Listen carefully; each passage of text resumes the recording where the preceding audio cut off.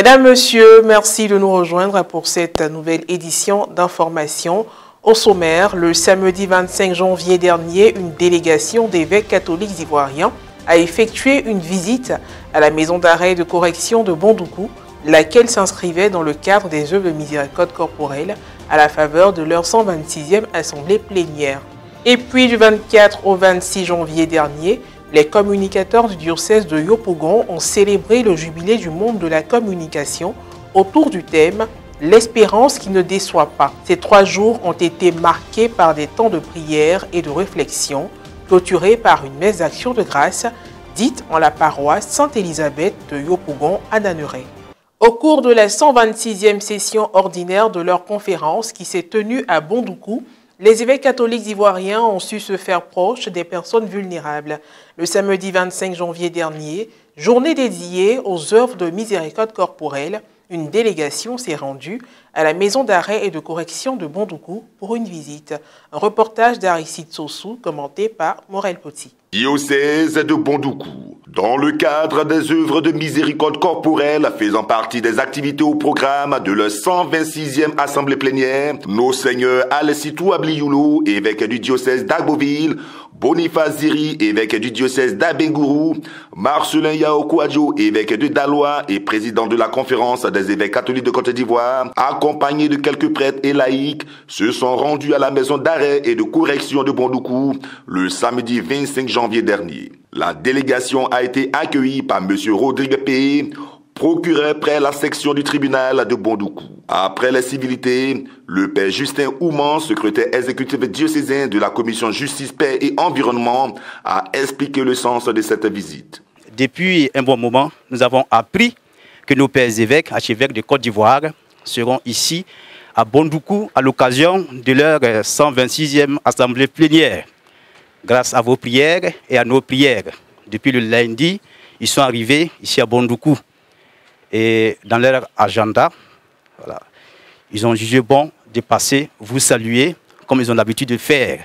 Voilà, saluer aussi les pensionnaires de cette maison. Ils ne peuvent pas venir à Bondoukou sans passer vous voir, sans passer vous saluer.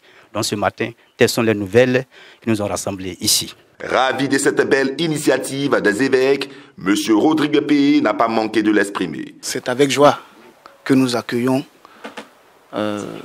les évêques de Côte d'Ivoire au sein de la maison d'arrêt et de correction de Bondoukou.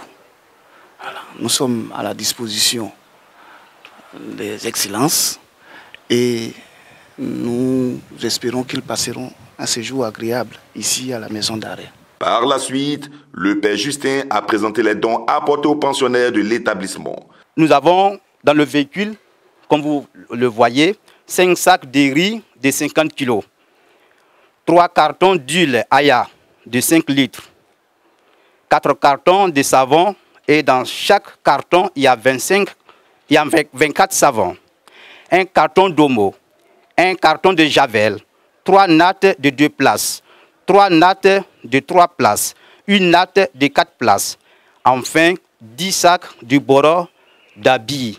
Voilà, donc voici les dons que nos pères évêques offrent à nos pensionnaires de cette maison. Heureux, le procureur affirme toute sa gratitude face à cette action de charité. Merci, Excellence. Merci pour ces dons. Nous savons, de par notre confession religieuse, que votre présence nous aurait simplement suffi. Ce n'est pas toujours que nous avons avec vous. Prenant la parole au nom de la conférence des évêques, son Excellence Monseigneur Boniface Ziri, évêque du diocèse d'Abengourou, a souhaité que cette visite soit perçue comme une marque d'attention et de soutien de toute l'Église à l'endroit des détenus. Ces salutations. Oui, depuis lundi soir, les évêques de Côte d'Ivoire sont à Bondoukou dans le cadre de la 126e assemblée plénière des évêques catholiques de Côte d'Ivoire. Et nous ne pouvions pas passer dans cette belle ville sans venir saluer nos frères et sœurs qui sont ici dans cette maison d'arrêt pour exprimer la proximité de l'Église auprès de nos frères et sœurs. Vous savez, la prison, ce n'est pas seulement réservé à une catégorie de personnes, mais à un moment donné de notre existence, chacun de nous peut faire cette expérience-là de l'isolement. Aujourd'hui, c'est la fête même de Saint Paul, la conversion de Saint Paul. Lui aussi, il a connu la prison. Il y a d'autres illustres comme Nelson Mandela qui ont connu la prison et qui sont sortis de là et qui ont été des références dans le monde. Donc c'est pour dire que ce n'est pas parce qu'ils sont ici qu'ils ne sont pas fils et filles de Dieu. Aussi, leur véritable Père, c'est Dieu. Et c'est au nom de ce Dieu-là, qui est amour, qui est miséricorde, que nous venons les saluer. Les étapes finales ont été la remise symbolique des dons, la photo des familles et la visite des pensionnaires.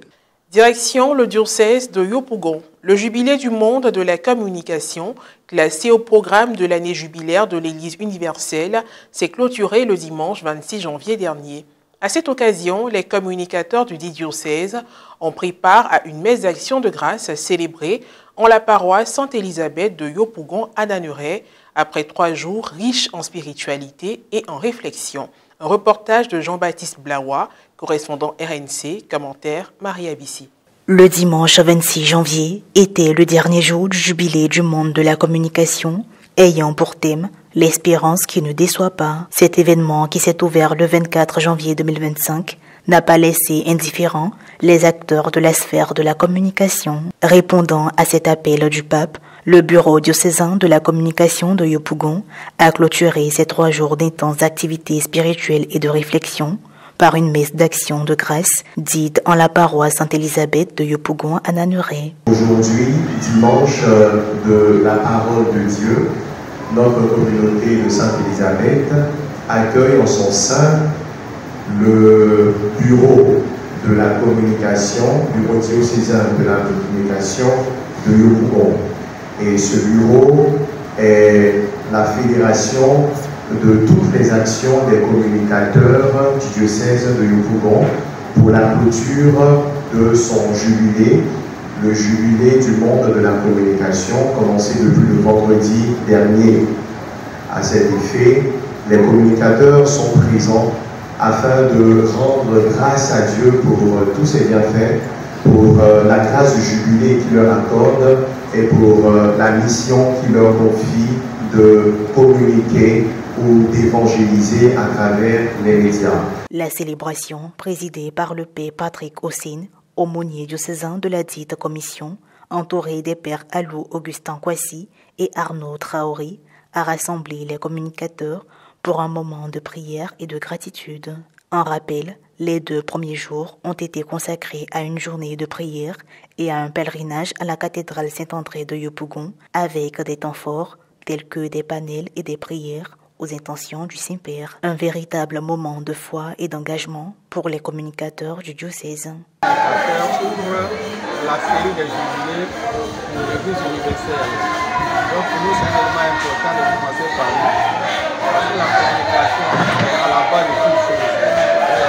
Elle nous permet de réfléchir, d'aider aussi les autres jubilaires à avancer dans le pas de l'Église universelle. Excellent joué au pèlerinage et puis nous avons terminé avec la messe d'action de grâce. Tout cela dans le cadre de notre jubilé permet de mieux préparer le jubilé, prendre le sens du jubilé en tant que communicateur et diffuser largement les informations concernant ce temps que l'Église universelle nous apporte au monde des communicateurs. En initiant ce jubilé des communicateurs, le pape François rappelle leur rôle essentiel dans la mission de l'Église, dans un monde marqué par les défis de la désinformation et de l'individualisme. Un appel à être des relais de l'Évangile au cœur de la société. Fin de cette édition d'information. Merci de l'avoir suivi, que je veille sur nous. À très bientôt.